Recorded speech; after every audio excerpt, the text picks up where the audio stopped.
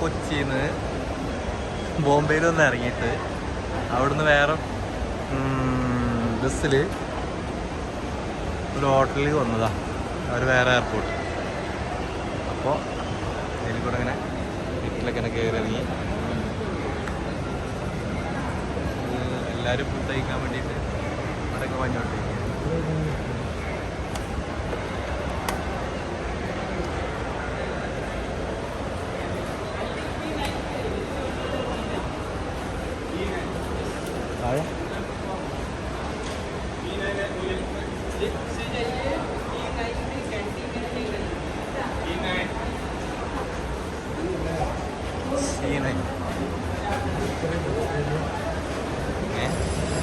ഞങ്ങൾ ഹോട്ടൽ തിരഞ്ഞ് നടന്നുകൊണ്ടിരിക്കുകയാണ്. ഹോട്ടലിൽ കാണാനില്ല.